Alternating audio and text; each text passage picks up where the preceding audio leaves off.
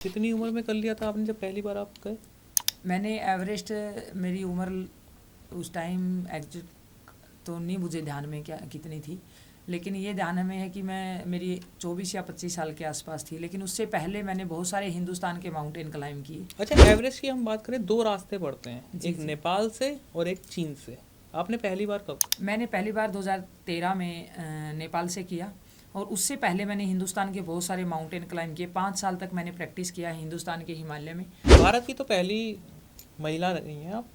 जी, China व नेपाल दोनों side से एवरेस्ट करने वाली मैं हिंदुस्तान की इकलौती बेटी हूँ। तो ये लेटेस्ट न्यूज़ भी आई थी जहाँ पर 3 महीने बाद तो शव निकाले गए थे जवानों के। जी, उनको पता सियाचिन ही ग्लेशियर जी जी, में। उनको तो जी पता ही नहीं चल पाया था। जी, हमारे देश के फौजियों को मैं सैल्यूट करती हूँ कि वो ऐसी चुनौतियों के साथ सामना करते हैं, और वो हमेशा उतने ऊंचे शिखरों पर, मतलब 18,000 पर 17,000 की पोस्टों पे काम करते, तो बहुत ही सराहनीय है ये। मैं तो सैल्यूट करती हूँ योद्धाओं को। दुनिया का ताज कहे जाने वाले हिमालय पर कोहिनूर की तरह चमकने वाले एवरेस्ट का नाम तो आपने अनेकों बार सुना होगा। अगर आपको कहा जाए उस पर जाना है, कितनी बार आपके दिमाग में ये बात आई? एक बार भी नहीं। आज हम जिनसे मिलवाएंगे वो एक नहीं, दो नहीं, तीन तीन बार उस पर फतेह कर चुकी हैं। जी हाँ, सही सोचा आपने। हम मिलवाने वाले हैं आज आपको विश्वविख्यात पर्वतारोही अनीता कुंडू जी से। नमस्कार। नमस्कार भाई। सोच के भी डर लगता है इंसान को, आप तो बहुत बार गए। कैसा आपका एक्सपीरियंस रहा एवरेस्ट को लेकर, सबसे पहले बताइएगा। बिल्कुल सही बात कही कि एडवेंचर की जब हम बात करें तो वो सोचना ही बहुत बड़ी बात है, लेकिन वहाँ की जो चुनौतियाँ हैं, वहाँ की जो परिस्थितियाँ हैं, और फिर हम किस परिस्थितियों में हम रहते हैं, मतलब जैसे मैं हरियाणा प्रदेश की बेटी हूँ, तो वहाँ तो खान पान भी बिल्कुल अलग है। और गर्म, जहाँ जैसे हिसार ज़िले से मैं आती हूँ, तो वहाँ तो कई बार +50 टेम्परेचर हो जाता है, और फिर आपका -50 में काम करना। तो बहुत सारी चुनौतियाँ हैं। ऑक्सीजन नहीं है, और मन के मुताबिक भोजन भी नहीं है। 2-2 3-3 महीने की आपकी तपस्या हो जाती है वहाँ पर, बर्फ़ पे रहना, वहीं पर सोना। आपके उबड़ खाबड़ जगह पे आपके कैंप लगते हैं। पीने के लिए कई बारी आइस, मतलब पानी भी नहीं मिलता है, बर्फ़ पिघलाने के लिए व्यवस्था भी नहीं होती। तो बहुत सारी चुनौतियाँ हैं ऐसी जो। और एवरेस्ट जब मैंने पहली बार किया तो बहुत सारी चुनौतियाँ जीवन में रही, क्योंकि उस हाई एल्टीट्यूड का आपको ज्ञान नहीं था, अनुभव नहीं था, कितना आपको सामान लेके जाना है, क्या क्या चीज़ों की ज़रूरत है। कितनी उम्र में कर लिया था आपने जब पहली बार आप गए? मैंने एवरेस्ट, मेरी उम्र उस टाइम एग्जैक्ट तो नहीं मुझे ध्यान में क्या कितनी थी, लेकिन ये ध्यान में है कि मैं मेरी 24 या 25 साल के आसपास थी। लेकिन उससे पहले मैंने बहुत सारे हिंदुस्तान के माउंटेन क्लाइंब किए। अच्छा, एवरेस्ट की हम बात करें, दो रास्ते पड़ते हैं, जी एक जी। नेपाल से और एक चीन से। आपने पहली बार कब? मैंने पहली बार 2013 में नेपाल से किया, और उससे पहले मैंने हिंदुस्तान के बहुत सारे माउंटेन क्लाइंब किए। 5 साल तक मैंने प्रैक्टिस किया हिंदुस्तान के हिमालय में। उसमें मैंने आईटीबीपी फोर्स के साथ मिलके, मैं हरियाणा पुलिस में हूँ थी, तो हरियाणा पुलिस में मैंने टाइप आईटीबीपी से किया। तो मैंने 5 साल हिमालय में बिताए, बहुत सारे ट्रैक किए, बहुत सारी पीक क्लाइंब की। उसके बाद फिर मैंने 5 साल तक बहुत सारे माउंटेन चढ़ के 5,000, 6,000, 7,000। उसके बाद मैंने एवरेस्ट मिशन करने का प्लान बनाया, क्योंकि आप एकदम इतने बड़े हाई एल्टीट्यूड में जाएंगे तो आपकी डेथ हो जाती है। अच्छा। आपके पास एक्सपीरियंस नहीं है, आपको टेक्निकल नॉलेज नहीं है, क्योंकि माउंटेन सिर्फ एक शरीर का खेल नहीं है, वो दिमाग का बहुत ज़्यादा गेम है। क्योंकि आपको टेक्निकल आपने निर्णय लेना होता है कि मैं आगे बढ़ूँ या ना बढ़ूँ। अब वेदर कैसा है वो भी आपने देखना है, कि मौसम क्या कह रहा है, कि आपने आगे बढ़ना चाहिए या ना बढ़ना चाहिए, या कैंप कहाँ लगाना है। क्योंकि हमें अगर कैंप की गहराई का, आइस की गहराई का नहीं पता चलेगा कि यहाँ कितने कैरावास हो सकते हैं, क्या क्या है। तो हर चीज़ आपको एक मैथमेटिक्स की तरह पढ़ना पड़ता है, कि कहीं ऐसा ना हो कि आपने कैंप लगा दिया, नीचे से कैरावास, कैरावास मतलब खाई, खाई, यानी खड्डा मतलब ऊपर तो बोल आपको दिख रहा है कि बिल्कुल बर्फ है। समतल है, लेकिन आपको ये तो नहीं पता उसके नीचे कितना बड़ा कैरावास हो। अब सॉफ्ट स्नो गिरी है एकदम से, तो वहाँ पर आपके बहुत सारी, मतलब चुनौतियाँ भी तो आपके सामने। तो बहुत सारे टेक्निकल पॉइंट रहते हैं जिसको जान करके हम आगे बढ़ते हैं। तो बहुत सारी चुनौतियाँ हिमालय में रहती है। और मैं तो ये कहूँगी सिर्फ एवरेस्ट नहीं है, जितने भी माउंटेन हैं वो छोटे हो चाहे बड़े हो, सभी टेक्निकल होते हैं। अलग अलग भौगोलिक परिस्थितियाँ होती हैं, अलग अलग चुनौतियाँ होती हैं। लेकिन सौभाग्य रहा कि मुझे वो एक अवसर मिला, और मैंने 3 बार उस विश्व की सबसे ऊंची कहने वाली पर्वत श्रृंखला में एवरेस्ट को 3 बार उस स्थान को देखने का, नतमस्तक करने का सौभाग्य मिला। मैं ये तो नहीं कहूँगी उसको मैंने जीत लिया, मैं कभी हिमालय को ना जीत पाऊँगी ना जीत सकती। हाँ, मुझे नतमस्तक करने का सौभाग्य प्राप्त हुआ। भारत की तो पहली महिला रही हैं आप। जी, चाइना व नेपाल दोनों साइड से एवरेस्ट करने वाली मैं हिंदुस्तान की इकलौती बेटी हूँ। और उसके बाद अगर किसी ने ट्राई करा आपके बाद? उसके बाद चाइना साइड से अभी नहीं गया है कोई भी, चाइना साइड से मतलब क्लाइंबिंग नहीं किया है, मतलब महिला ने किसी ने भी, मतलब कि उसके बाद कोई चाइना व नेपाल दोनों साइड से करने वाले कोई नहीं है, मैं ही हूँ अभी तक। आप ही है सिर्फ इकलौती? अच्छा, अगर बात की जाए बाकी पर्वतों की, जिस तरीके से आपने कहा, मैंने जिस थोड़ा बहुत अगर आपके बारे में स्टडी की है, 18 साल के अंदर अंदर 2009 से अगर काउंट करें तो आप 25 के करीब आप शिखर पार कर चुकी हैं। जी। सबसे मुश्किल एवरेस्ट ही रहा? नहीं, माउंट मकालू मैंने पिछली साल ही क्लाइम किया है, 2023 के अंदर। 2023 के अंदर। उसकी अलग चुनौतियां हैं, हवा बहुत ज़्यादा है, और जब सबमिट जो हम लास्ट में पुशअप करते हैं, लास्ट कैंप से जो सबमिट करते हैं वो बहुत लंबा है, और उसमें सबसे बड़ी बात क्या है कि रोक ज़्यादा है। जब आप क्रैम्पोन लगाते हैं जूते के नीचे, जो आइस में जब हम चलते हैं तो उसके नीचे क्रैम्पोन लगते हैं, देखियो आपने, वो कीले सी, हाँ। उसको क्रैम्पोन बोलते हैं। तो जब आप क्रैम्पोन के साथ पत्थर पे चलते हो तो बहुत डिफिकल्ट होता है, इतनी थकान हो जाती है, और आपका क्रैम्पोन से वो आइस के लिए ग्रिप बनाने के लिए जूते ही बड़े हैवी होते होंगे बहुत ज़्यादा। वो क्रैम्पोन आइस में ग्रिप बनाने के लिए होता है, लेकिन जब आप पत्थर पे चलोगे तो हज़ारों बार गिरेंगे। अगर पत्थर पे गिर गए तो चोट इतनी भयंकर लगती है कि आप चल नहीं पाते। तो बैलेंस बना के चलना, क्लाइंबिंग करना, और इतनी थकावट, और सबमिट में तो एनर्जी लेवल ही वैसे डाउन आ जाता है, हाई अल्टीट्यूड है, आपको खाने को नहीं मिल रहा है, इतनी रातों से अच्छे से सो नहीं पा रहे हो, इतनी बॉडी थक जाती है, और तो उसके बाद इतना वेट भी लेके चलना होता है, और फिर आपका एक लक्ष्य होता है, मैं 2 महीने से तपस्या कर रहा हूँ, मैंने सबमिट भी करना है, तो एक प्रेशर भी होता है, तो बहुत सारी चुनौतियाँ होती है। लेकिन मैं एक ही बात कहूँगी आपके चैनल के माध्यम से, जो हमारा जो तिरंगा है उसमें बहुत बड़ी विल पावर है। मैं जब भी थक जाती तो उसको देखती हूँ, तो जब भी मुझे चुनौतियाँ माउंटेन में फील हुई तो मैं छोटे छोटे तिरंगे ले जाती हूँ, मैं उनको, बड़ा तिरंगा तो हम नहीं निकाल पाते, समिट में निकाल पाते, लेकिन छोटे तिरंगे मैं अपनी नज़रों के सामने रखती हूँ, जो मुझे विल पावर देते, जो ताकत देते कि मैंने अपने तिरंगे को वहाँ जा कर के लहराना है, अपने तिरंगे को वहाँ गाड़ना है। जो तो बहुत सारे माउंटेन की अलग अलग भौगोलिक परिस्थितियाँ हैं, जैसे मकालू है, मनासुलू मैंने क्लाइम किया था, मनासुलू में अविलांच बहुत ज़्यादा आते हैं। ये किस साइड पड़ता है? ये नेपाल में ही पड़ता है। नेपाल में ही पड़ता है? जी जी, नेपाल में ही पड़ता है, और ये भी बहुत टेक्निकल है। इसमें तूफान, अविलांच मतलब बर्फीले तूफान बहुत आते हैं। तो अब आप इंसान की कितनी वो होती है, एक अच्छा बर्फीला तूफान आए और उसमें अगर वो 5 मिनट में लुढ़क गया तो इतनी ठंड है वो उठने नहीं देगी, आपको डेथ हो जाती है, दब जाता, आइस में दब गए आप। अब पीछे हमारे जो इंडिया के ही बहुत सारे क्लाइंबर, अभी उत्तराखंड में पीछे एक एक्सीडेंट हुआ था कि वो एडवांस कोर्स करने के लिए गए हुए थे, और अचानक से एक अवलांच आता, जो कभी वहाँ आते नहीं, एक अवलांच आता है और एक गड्ढे में वो सब गिर जाते हैं, ऊपर से वो अवलांच 16 लोगों वो सनो उसके ऊपर गिर जाती है। सनों से निकलना इतना आसान काम नहीं है, तो वो दब गए तो सांस आना बंद हो गया, वहाँ डेथ होगी आपकी। तो हिमालय में हर जगह छोटे छोटे पॉइंट, कभी भी कोई भी आपको चुनौतियाँ आ सकती हैं। अभी तो ये लेटेस्ट न्यूज़ भी आई थी जहाँ पर 3 महीने बाद तो शव निकाले गए थे जवानों के। जी, सियाचिन ग्लेशियर में। जी, उनको तो पता ही नहीं चल पाया था। जी, हमारे देश के फौजियों को मैं सैल्यूट करती हूँ कि वो ऐसी चुनौतियों के साथ सामना करते हैं, और वो हमेशा उतने ऊंचे शिखरों पर, मतलब 18,000 पर 17,000 की पोस्टों पे काम करते, तो बहुत ही सराहनीय है ही। मैं तो सैल्यूट करती हूँ योद्धाओं को। अनीता जी, आपने 3 बार एवरेस्ट चढ़ा है, चाइना से, नेपाल से, तो तीसरी बार जब आपने चढ़ा तो क्या सोच के चढ़ा, क्या मन में था? देखिए, सबसे पहले मैंने नेपाल की साइड से क्लाइम किया, जिसमें मतलब कि एक खम्बू आइस फॉल है, बड़ा ही टेक्निकल पार्ट है और बड़ा इंटरेस्टिंग भी है, डेंजरस भी है। और दूसरी बार जब मैंने एवरेस्ट किया तो चाइना साइड से जब मैं एडवेंचर की तैयारी कर रही थी, तो हमारे एक क्लाइमर थे, सीनियर क्लाइमर, उन्होंने कहा था कि जिसकी टांगों में दम होता है वही चाइना साइड से क्लाइम कर पाता है, इतना ईजी नहीं है। क्योंकि बात भी उनकी बात में भी दम है कि क्योंकि बहुत लंबा रूट है और हवा बहुत ज़्यादा है चाइना साइड से, और इतने विपरीत चुनौतियां हैं वही, क्योंकि हवा चलती है तो आइस वहाँ टिक नहीं पाती, सॉफ्ट स्नो की वजह से वहाँ आइस नहीं बन पाती, तो रोक पेच ज़्यादा है, तो रोकी पेच पे चलना बहुत मुश्किल होता है। तो बहुत सारी चुनौतियाँ रही। मैंने सोचा कि भाई मेरे को एक अच्छा क्लाइंबर बनना है तो मैं चाइना साइड से भी क्लाइम करूँगी, और फिर मेरे गुरुजी ने बताया था कि आप दोनों साइड से एवरेस्ट करेंगे तो आप हिंदुस्तान की वो बेटी बन पाएंगी जिसने दोनों साइड से एवरेस्ट किया।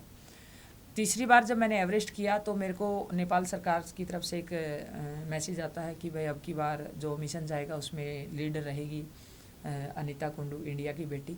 तो मेरे लिए एक सबसे बड़ा एक हौसले की बात थी, एक मोटिवेशन की बात थी, क्योंकि जब मैंने इस गेम को शुरू किया तो अंग्रेज़ों ने मजाक किया था कि हिंदुस्तान में एवरेस्ट करने वाले तो हो सकते हैं लेकिन इस खेल के खिलाड़ी नहीं हो सकते। और उन्होंने काफ़ी मजाक उड़ाया था मेरा। तो मुझे बड़ा गर्व हो रखा था कि भाई पूरे वर्ल्ड के जो क्लाइंबर थे उनको लीड करते हुए, जिन अंग्रेज़ों के हम गुलाम रहे हैं, जिन्होंने हमारे को इतने दिनों तक आज़ादी नहीं दिलाई, उन सबको मैं लीड कर रही थी। उनको समझाना, यहाँ से जाना, यहाँ से यस जाना। यस, भारत की बेटी, मतलब जहाँ मेरे लिए वहाँ अनीता नाम नहीं मैटर करता, कि भारत की बेटी लीड कर रही है, वो मेरे लिए बहुत बड़ा एक सबसे बड़ा वो था कि मैं उस मिशन को पूरा करूँ। और सौभाग्य रहा, उसमें बहुत सारी चुनौतियाँ भी रही और उस टाइम पे तूफान भी आया काफ़ी, क्योंकि साइक्लोन आया था अपने इंडिया में, तो इंडिया के वेदर का बहुत असर पड़ता है। तो उसमें मैं अपनी टीम को एक रात तो मैंने बड़ी संघर्ष करना पड़ा और बड़ा मुश्किल से मैं अपनी टीम को बचा करके ले आई, लेकिन मैं उस मिशन में कामयाब रही। और मेरे लिए सबसे बड़ी सौभाग्य की बात है कि मैं उसमें लीडर थी और पूरे वर्ल्ड के लोगों को और खासकर उन अंग्रेज़ों को मैं लीड करते हुए जब उनको सर्टिफिकेट मिले तो उसमें लिखा गया अब की बार इस मिशन को जो लीड कर रही थी वो भारत की बेटी अनीता कुंडू थी। तो मेरे लिए सबसे बड़ा प्राउड का मोमेंट ये था। अच्छा, एक चीज़ ये बताइए, पर्वतों की देवी बोला जाता है आपको, सही है ये? सही सुना हमने? ये नाम कैसे पड़ गया आपका? एक्चुअली क्या कि मैं वहाँ पर जा कर के, जैसे मेरी कुछ टीम के साथी भी मुझे बोलते हैं कि आप ये वीडियो नहीं बना के लाए, वो नहीं करके, मैं उसको जीती हूँ। और मैंने 25 से ऊपर पर्वत शिखर छूने का सौभाग्य मिला, वहाँ अपने कदमों के साथ जाने का अवसर मिला। मुझे सबसे बड़ी अपने आप को, जब मैं बैठती हूँ अकेले में, मेरे एक भी उंगली के कहीं मतलब कट भी नहीं लगा कभी भी। और मैं आज जीवित हूँ आपके बीच में। मेरे साथ जिन लोगों ने क्लाइंब शुरू की थी, क्लाइंबर जो रहे हैं, वो आज इस दुनिया में नहीं है। 25 से ऊपर पर्वत चढ़ के मैं आपके बीच में सुरक्षित बैठी हूँ। तो ये सबसे बड़ा सौभाग्य ये है कि मैंने वहाँ पर कभी जा कर के मैं ये नहीं सोचा कि मैं हिमालय को जीतने के लिए आई हूँ या हिमालय पर चढ़ने के लिए आई हूँ या हिमालय में मैं हिमालय से बड़ी हूँ। मैंने हमेशा झुक के सलाम करके, और उनको वास्तव में एक अध्यात्म का स्थान है। हमारे ऋषि मुनियों ने, हमारे तपस्वियों ने वहाँ जा कर के तपस्या की है, और मैंने भी हमेशा वही महसूस हुआ है कि भाई वास्तव में वो तपस्या का स्थान है और वो वहाँ पर हमारी सभी देवियाँ भी निवास करती है, देवता निवास करते हैं। तो शायद मेरे को हरियाणा में कहते हैं, जितने भी बहन भाई हैं मेरे इलाके के लोग हैं या हरियाणा के लोग हैं, जहाँ भी जाती हूँ, या बहुत सारे आप जैसे पत्रकार भाई भी कह देते कि आप वास्तव में पर्वतों की देवी हो, तो वो नाम मुझे दे दिया गया। और ये मेरा सौभाग्य है कि वो नाम मुझे मिला, और मुझे खुशी भी है इस बात की कि उस पर्वतों को मतलब एक चलते चलते वो एहसास भी हुआ कि देवी का रूप का मतलब ये नहीं होता कि देवी का रूप, मेरा जो समझ में है यही है कि आप हर चीज़, लोभ लालच हर चीज़ से ऊपर रहे। मैंने कभी हिमालय लालच के रूप में नहीं चढ़ा कि मेरा नाम हो, पद मिले। हमेशा मैंने ये सोच के साथ चढ़ा कि मैं वहाँ से कुछ सीखना चाहती हूँ, जानना चाहती हूँ, त्याग और तपस्या और प्रकृति के बारे में जो हिमालय सिखाता है, इंसान की वैल्यू क्या है, आदमी की, क्योंकि अकेलापन बहुत महसूस होता है वहाँ पर, अकेले रह कर के इतना समय निकालना। तो एक आदमी की वैल्यू क्या है, वो एक हिमालय ही सिखाता है। क्योंकि अगर आदमी परेशानी में है, उसमें है, अगर कोई उनको दोस्त मिल जाए तो उसका जीवन सरल हो जाता है। लेकिन वहाँ पर बहुत सारी चुनौतियाँ मैंने फील की, तो मुझे ये लगा कि हिमालय बहुत कुछ सिखाता है, जिससे मेरा सौभाग्य रहा कि वहाँ मुझे बैठ कर के उस तपस्या का एक अनुभव हो। अच्छा, दुनिया भर में घूमे हो, बाहर भी गए हो, हर जगह आप जाते हो, एज अ मोटिवेशनल स्पीकर कितना आप लोगों को समझा पाते हो कि इस फील्ड के अंदर आना और इसको पार करना कितना ज़रूरी है और कितना उनके लिए उनकी लाइफ को चेंज करने में हेल्प करता है? देखिए, वैसे तो सबसे पहला पॉइंट तो एडवेंचर ये सिखाता है कि जैसे हम जाते हैं तो बेस कैंप में हम काफ़ी सामान लेके जाते हैं, जो हमारे को 2 महीने 3 महीने, क्योंकि सुई से लेके हेलीकॉप्टर की भी ज़रूरत पड़ती है। लेकिन जैसे हम कैंप 1, कैंप 2, कैंप 3 जाते हैं तो बेस कैंप में से छांट के हम कैंप 1 के लिए लेके जाते हैं। ये सब स्टेजेस हैं जी, कैंप 1 के लिए लेके जाते हैं। फिर हम कैंप 1 से में भी छटनी करते हैं कि मेरे को आगे कैंप 2 के लिए इतना ही ज़रूरी है, और फिर कैंप 2 से भी हम छटनी करते हैं कि मेरे को कैंप 3 के लिए बस इतना ही। जैसे जैसे आप ऊपर बढ़ते थे सामान कम करते हैं, ताकि मैं लाइट होके आगे बढ़ पाऊँ, बिल्कुल। मेरे पास मतलब उतना ही सामान हो जितना मेरे को ज़रूरत है।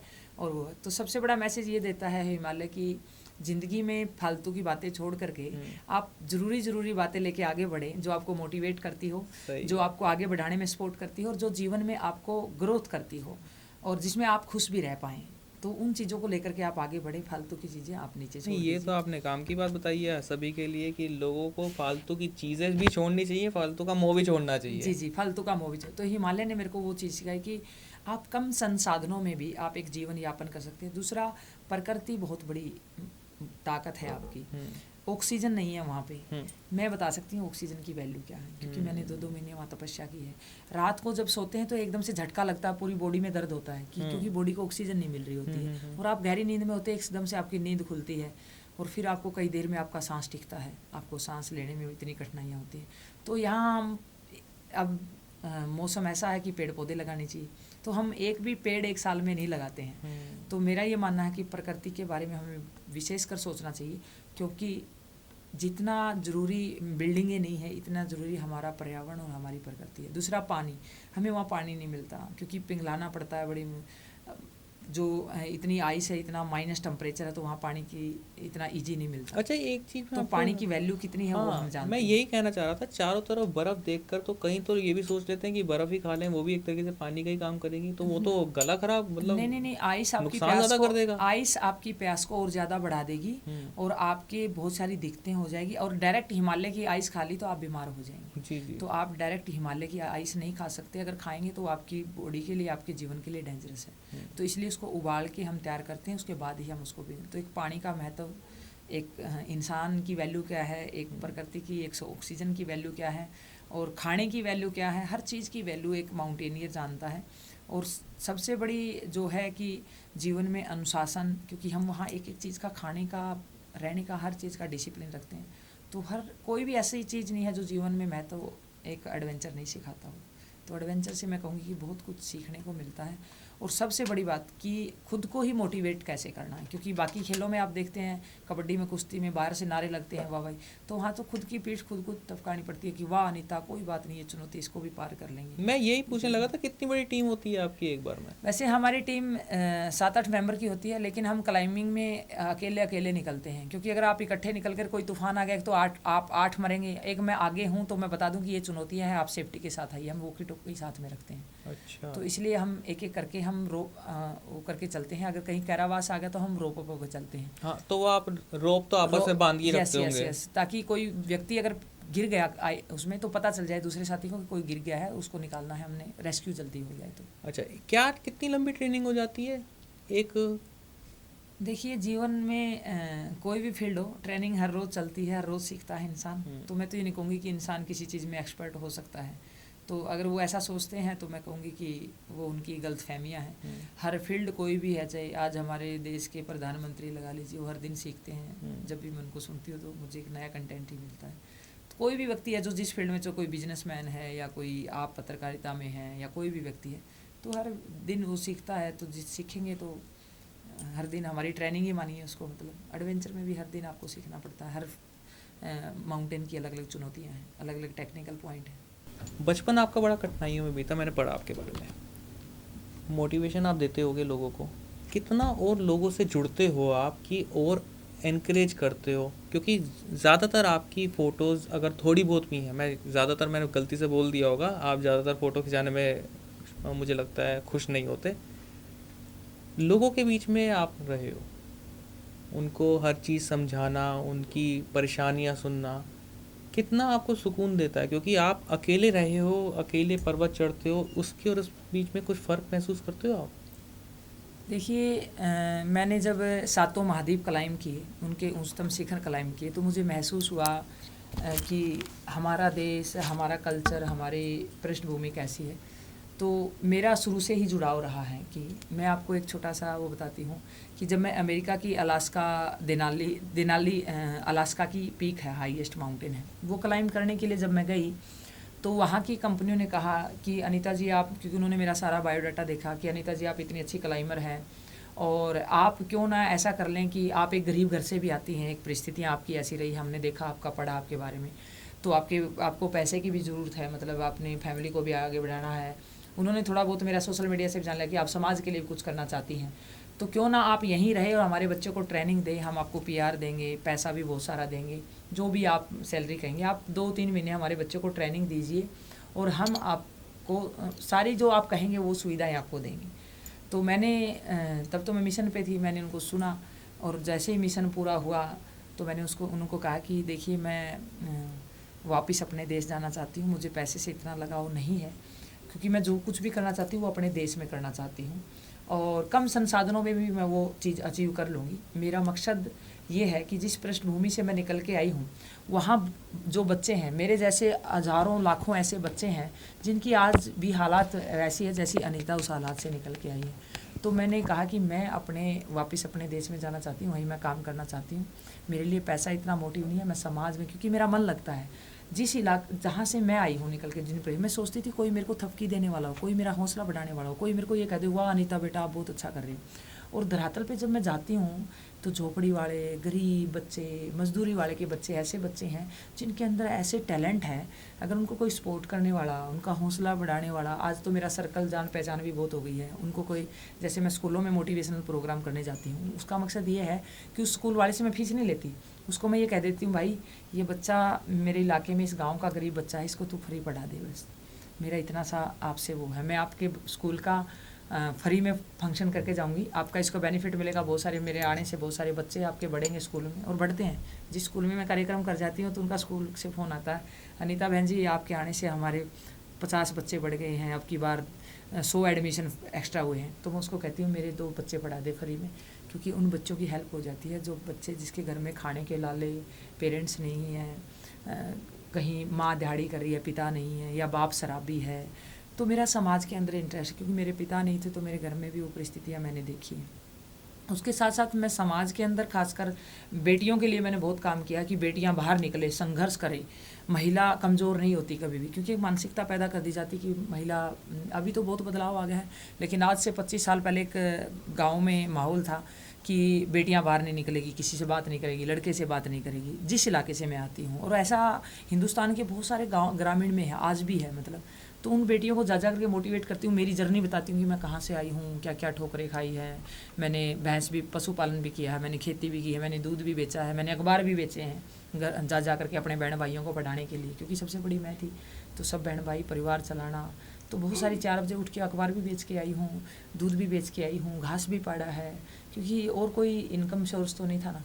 तो बहुत सारा संघर्ष किया। वो जब स्टोरी बच्चों को जाके बताती हूँ, पेरेंट्स को जाके बताती हूँ, तो उनको लगता है जब अनीता बिटिया कर सकती तो मैं भी कर सकता हूँ। तो मेरा इंटरेस्ट पब्लिक में है, और मैं ये कहती हूँ कि वो इंटरेस्ट काम करते करते बहुत सारे मैंने एक टीम तैयार की, उस टीम में बहुत सारे बच्चे MA MPhil हैं, जो मानसिक बीमारियों के भी डॉक्टर हैं।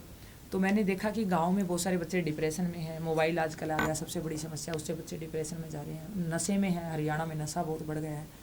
तो मैंने देखा कि एक पेरेंट्स का एक ही बच्चा है, लड़के को बहुत ज़्यादा हमारे पूरे देश में ही मतलब, और लड़का ज़रूरी भी है, दोनों ही ज़रूरी है, लड़का भी लड़की भी है। तो वो नशे में डूब गया तो माँ बाप का जीवन ख़त्म हो गया, तो उसके ऊपर तो काम करना पड़ेगा ना। तो ऐसे ही मैंने एक टीम तैयार की, और मैं मेरी टीम के साथ पूरे हरियाणा में काम करती थी पहले। अभी कुछ सालों से मतलब मैं हिसार के लगभग 4 साल से मैं हिसार के बरवाड़ा क्षेत्र में काम करती हूँ। वहाँ बहुत ज़्यादा नशा है, बहुत ज़्यादा विडो महिलाएं हैं, क्योंकि मेरी मदर खुद विडो रही है, तो उन परेशानियों का मुझे पता, उन चुनौतियों का। तो मैंने अपनी टीम बनाई, और हमने 38 गांव पड़ते हैं उसमें, 38 के 38 गांव में हमने 10-10 दिन 15 दिन लगा करके उस गांव की हर समस्या को जाना, उस गांव में युवाओं की समस्याओं को जाना, बुजुर्गों की समस्याओं को जाना, बच्चों के ऊपर कितना पश्चिमी सभ्यता का असर आ रहा है, क्योंकि जहाँ दूध दही खाने वाला कहने वाला हरियाणा, आज कोल्ड ड्रिंक आ गई है, आज चाउमीन बर्गर आ गए हैं। जहाँ हमारे चूरमे की पिंडी खाई जाती थी, हलवा खाया जाता था, हेल्थ जिसमें, और हमारी जो संस्कृति, हमारे जो वेद है, ग्रंथ है, उसमें हमारी डाइट का बहुत बड़ा रोल है। गाय का दूध, मैंने कभी प्रोटीन, कभी कोई विटामिन, कोई कुछ नहीं खाया। नहीं, मैं ये अगला क्वेश्चन मेरा था, तो इसी पे आपने ये वाली बात करी, तो इतनी पावर लाते कहाँ से हो फिर ये? देखिए, हमारे बचपन से ही दूध पिलाया जाता है बच्चे को, और गाय, मेरे घर में बचपन से गाय रही है, देसी गाय। मैंने भैंस का दूध बहुत ही कम पिया होगा कभी कभार, और पिया भी नहीं जाता है। तो प्योर देसी गाय मेरे घर में आज भी। मैं हिसार शहर से बाहर एक डावड़ा गांव है, बरवाड़ा का ही आता है वो डावड़ा गांव, उसी में मैंने मकान बना रखा है प्योर मिट्टी का। कभी आप सभी आइएगा, मैं आपको दिखाऊं, कढौनी बिलोनी कुछ नहीं बदला मैंने। बहुत सारे पत्रकार आते हैं कि अनीता जी इतना बड़ा आपका नाम है, मैं हमने सोचा आप बड़ी सारी कोठी में रह रहे होंगे, और आप तो बिल्कुल सिंपल तरीके से रहते हैं। तो मैं उनको पकड़ के ले जाती हूँ गाय के बाड़े में। मैंने कहा देखिए इतनी सुंदर चीज़ें आपको कहीं किसी कोठी में थोड़ी मिल जाएगी। फिर उनको मैं ले जाती हूँ घर के अंदर, वहाँ पर बड़े मिट्टी के बारह मतलब एक मिट्टी का मटका होता है, और उसमें घी डालते हैं हमारे, क्योंकि मिट्टी के मटके में हमारे पूर्वज और हमारे वेद कहते हैं कि 100 साल भी घी रखा रहे तो कभी ख़राब नहीं होता है। तो मैं उनको दिखाती हूँ कि ये 15 kg का मटका भरा है घी का, ये 12 भरा है, ये कहीं मिल जाएगा आपको कोठी वाले के। तो ये सारी चीज़ें, हारे की दाल, मैं पूरे विश्व में घूमी हूँ। मतलब मैं एक बात बड़े आपके चैनल के माध्यम से कहना चाहती हूँ, बड़े बड़े 5 स्टार 7 स्टारों में जाने का अवसर मिला। मैंने जो मेरी माँ आहार में रख के ना जो दाल बनाती है, वो गोबर के जो उपले बनाते हैं, जो वो सहज भावना से जो पकता है और जो माँ का प्यार है, वो टेस्ट मैंने किसी 5 स्टार होटल में 7 स्टार होटल में नहीं मिला, जो मेरी माँ एक आहार में रख के बनाती है। तो वहाँ पर एक जो हमारी कल्चर है, हमारी जो संस्कृति है, उसकी कितनी पावर है। तो इसका एक और फैक्ट बताती हूँ भाई साहब, मैं हिमालय में जैसे जाती हूँ तो मेरा ऑक्सीजन लेवल बढ़ जाता है। वो क्या है कि जब हम हार्ड वर्क करते हैं तो हमारी प्राण वायु, और हम योग करते हैं तो उससे हमारी प्राण वायु बढ़ जाती है, मतलब हमारी जो है ऑक्सीजन लेवल बढ़ता है उससे। तो मैं जैसे हिमालय जाती, और हमारा जो वर्किंग स्टाइल था, किसान फैमिली में काम करना, डाइट अच्छी खाना, तो उससे हमारा जो ऑक्सीजन लेवल है वो ज़बरदस्त रहता है। तो आपकी बॉडी बेस्ट रहेगी, तो आप दिमाग जब स्ट्रॉन्ग रहता है, पॉजिटिव रहता है, जब आपकी बॉडी में एनर्जी हो।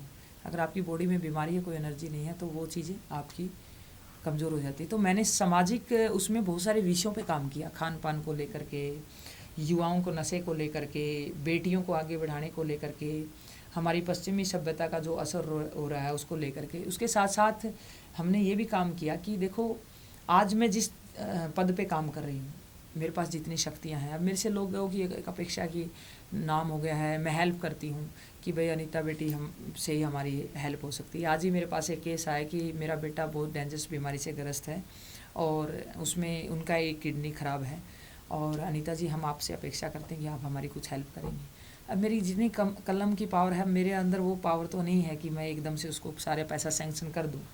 कोशिश करूँगी मैं किसी संस्था से हेल्प कराने की, लेकिन जैसे ही अगर मेरी कलम की पावर बढ़ती है, मेरे पास शक्ति बढ़ती है, तो मुझे ये लगता है कि मैं उसको और मजबूती के साथ उसके साथ खड़े होने का काम करूँगी। क्योंकि अब तक मैं जितना कर पाती हूँ, जितनी मेरे पास पावर है उतना मैं कोशिश करती हूँ, लेकिन अगर जे मेरे हाथ में और मजबूती आती है, मेरी कलम की ताकत बढ़ती है, तो मैं ऐसे लोगों की जो मेरे से अपेक्षाएं लगाते हैं, दिन भर मेरा फ़ोन उठाएंगे तो ऐसी फ़ोन आती है, ऐसी कॉल आती है जो जेन्युइन भी है कि आप हमारी हेल्प कीजिए इसमें। तो उस वजह से मैं ग्राउंड पे रहती हूँ और लोगों की समस्याएं सुनती हूँ। और मेरा अपना मानना कि अगर आप कुछ नहीं कर सकते और भी, तो अगर उनको सुन ले तो आधी समस्याएं वहीं ख़त्म हो जाती है। मेरा अपना अनुभव ये कहता है, क्योंकि सुनने वाला नहीं है कोई भी। घर में ही कोई सुनने वाला नहीं है, तो पूरे समाज की तो सुनना। तो मैं उनको दिन में जुड़ के सुनती रहती हूँ और उनका जुड़ाव मेरे साथ रहता है, दुख में उनके साथ बैठना, उनके साथ अपने भाव शेयर करना और उनको सुनना। तो ये मुझे अच्छा लगता है, मुझे भी हेल्दी बनाए रखता है। चलिए, हम तो यही कहेंगे कि आपकी पावर बढ़े, आपकी शक्तियाँ बढ़े। अच्छा, एक पर्सनल सवाल, शादी नहीं करी आपने अभी तक? ये वैसे बहुत गंभीर सवाल है। ऐसा नहीं होता कि इंसान जीवन में आया है और उसका ये ना हो कि वो शादी के लिए। शादी बहुत अच्छा कॉन्सेप्ट है, और जैसे जैसे मैंने समझा कि जैसे मैं विदेशों में गई तो वहाँ पर जितना डिप्रेशन है, अकेलापन है, रिश्ते नहीं है वहाँ पे। 18 साल के बाद माँ बाप कह देते हैं बच्चे को आप खाओ, हमारे कोई मतलब नहीं है। लेकिन हिंदुस्तान एक ऐसा देश है, अगर बच्चा नाकामयाब है और माँ बाप जीवित हैं, वो लास्ट तक भी उसको कमा के खुआते हैं। बहुत अच्छा कॉन्सेप्ट है, शादी करनी चाहिए। लेकिन मेरे जीवन में बहुत चुनौतियाँ थी। पिता का दुनिया से जाना, घर की हालात बहुत खस्ता, माँ चारपाई पे डिप्रेशन पे है, सब बहन भाई छोटे हैं। और मैं आपको बता देती हूँ कि जैसे मेरे पिता इस दुनिया से गए तो 13 दिन के बाद 13वीं होती, तो मेरे ऊपर भी बहुत दबाव आया शादी का। मेरी 13 साल की उम्र में ही शादी की तैयारियाँ करती थी। मेरे से 3 गुना बड़ा लड़का, 39 साल उम्र की बड़ी बेटी है, क्यों ना शादी कर दी जाए, वजन उतर जाएगा। तो मेरे लिए सबसे बड़ा एवरेस्ट वो था, पार करना, अपनों को समझाना। मैं शादी भी नहीं कराना चाह रही, क्योंकि मैं मेरी बीमार माँ को छोड़ के कैसे जा सकती। और एक 13 साल के बच्चे को समझ नहीं होती वो चीज़ कि शादी क्या होती है। जैसे जैसे अपने जीवन में मैं संघर्ष किया, चुनौतियाँ रही, परिवार को समझाया, आगे बढ़ी, बहन भाइयों को कामयाब किया, उनको सर्विस लगाया, उनको उनकी शादियाँ की, तो मेरी जो उम्र थी वो निकल गई। तब मेरे विचार बदल गए। तो बाद में मुझे ऐसा लगने लगा, फिर मैंने एडवेंचर को अपना लिया। गेम इतना महंगा था कि उसको चलाना मुश्किल, सरकार ने पॉलिसी नहीं बना रखी, ना कोई सरकारों से हेल्प हुई। तो मैंने खुद ने अपने आप को, अपने विचारों को बोलना सीखा, अपने संघर्ष को बताना सीखा, बड़ी बड़ी कंपनियों के कार्यक्रम किए, वहाँ से पैसा कमाया, अपने खेल पे लगाया। क्योंकि एक मिशन पे, बड़े मिशन पे कम से कम 50 लाख रुपए खर्च आ जाता है। अच्छा। तो उस मिशन को पूरा करना बहुत मुश्किल है। तो इसलिए उस तरफ मेरा रुख हो गया, उस तरफ मैं मुड़ गई। तो हिमालय में जा कर के लगा कि मैं शादी के लिए नहीं बनी। मुझे समाज के लिए अपना जीवन समर्पित करना चाहिए। पता नहीं कितने बच्चे मेरे जैसे होंगे जिनके पेरेंट्स नहीं हैं, जिनके पेरेंट्स शराब पी रहे हैं, जिनके पेरेंट्स इतने कैपेबल नहीं हैं जिनको आगे बढ़ा पाएँ। और जो मेरे जीवन में अभाव रहा है, मैं एक लड़की हूँ, बहुत सारी बेटियाँ इंतजार कर रही कि हमारे को कोई मोटिवेट करने वाला आए, कोई बताने वाला आए, मेरे माँ बाप को कोई समझाने वाला आए कि बेटी को बाहर निकालो, आपकी बेटी में हुनर है। तो मैंने समाज के लिए काम करना चाहिए, तो मैंने समाज के लिए वही रास्ता चुना। और ये हिमालय की आवाज़ है, वहीं से मैंने सोचा था 8700 पे मैं तीसरी बार एवरेस्ट कर रही थी कि मैं अपना जीवन पूरे समाज के लिए लगाऊंगी, मैं शादी नहीं करूँगी। और मेरा लक्ष्य भी यही है, क्या होगा क्या नहीं होगा, मैं किस पद पे काम करूँगी, लेकिन मैं इतना ज़रूर कहती हूँ आपके चैनल के माध्यम से, मैं समाज के लिए ही काम करूँगी। मुझे एक खाट और एक दाल बस यही चाहिए, वो मैं व्यवस्था कर लेती हूँ किसी ताई से बात करके। मैं लट गाड़ दूंगी। हाँ, हमारी छोरियाँ छोरों से काम, मैं क्या, सही कहा है बिल्कुल। आखिर में यही सवाल कि इतनी प्रेरणादायी आपकी स्टोरी रही है, तो आज के युवाओं को, आज के बदलते जो हालात है, उसको आप क्या मैसेज देना चाहेंगे युवाओं को? देखिए, आज के युवाओं के पास बहुत ऑप्शन है। यूट्यूब का ज़माना है, सोशल मीडिया का ज़माना है। आप अपने अच्छे कंटेंट को कहीं भी आप घर बैठे भी आप बहुत बड़ा बिजनेस कर सकते हो, काम कर सकते हो। आज के युवाओं के पास टैलेंट भी है हर फील्ड में, चाहे वो डांस की बात हो, चाहे बिजनेस की बात हो, बच्चों के पास हुनर है। बस ये है कि उसमें हमने कुछ चुनौतियां हमारे सामने, खासकर युवाओं के सामने उस उम्र में आती भी है कि नेगेटिव चीज़ें ज़्यादा लुभाती है, दोस्तों के साथ पार्टियाँ करना, अपना टाइम ज़्यादा वहाँ। तो हमने टाइम की वैल्यू को, सबसे बड़ा मूल्य धन है आपका समय, आपने उस समय को कहाँ लगाया है, ये बहुत महत्वपूर्ण है। जिस बच्चे ने अपने समय को सही दिशा में लगाना आ गया, तो मैं युवाओं को एक ही बात कहूँगी कि ज़्यादा समय पार्टियों में ना लगा करके आप अपने लक्ष्य पे लगाएं, तो जीवन आपको बहुत आनंद देगा और बहुत सरल होगा। दूसरा, आजकल नशा इतना बढ़ गया, तो मैं यूथ को यही कहूँगी कि नशे से दूर रहे। जितना आप अपने जीवन में इस नशा करना है, तो आप एक जीवन में कोई लक्ष्य बनाइए, कोई टारगेट बनाइए, और अपने काम के प्रति आपका पागलपन होना चाहिए, काम के प्रति नशा होना चाहिए। तो यूथ को मैं यही कहूँगी, पश्चिमी सभ्यता के उस असर से दूर रहें, नशे से दूर रहें, और अपने लक्ष्य बना करके, बड़ा लक्ष्य बनाइए, फिर उसके लिए छोटे छोटे लक्ष्य बनाइए, टारगेट बनाइए, और उनको अचीव करते जाइए। एक दिन आपको अलग ही आनंद आएगा। काम से बड़ा कोई नशा नहीं है। जिसको काम का नशा हो गया, मेरे को लगता है कि वो और किसी नशे की तरफ जाएगा ही नहीं। तो ये थी हमारे साथ अनीता जी। मेरा नाम है जतिन। तान्या अधिकारी के साथ आज हमने इनसे जाना किस तरीके से एवरेस्ट के साथ साथ अपने जीवन के अंदर भी जो आपके संघर्ष और एवरेस्ट आते हैं, उन्हें किस तरीके से पार किया जा सकता है। फिर मुलाकात करेंगे आपके साथ ऐसी ही एक मोटिवेशनल स्पीकर के साथ, एक सोशल वर्कर के साथ। नमस्कार।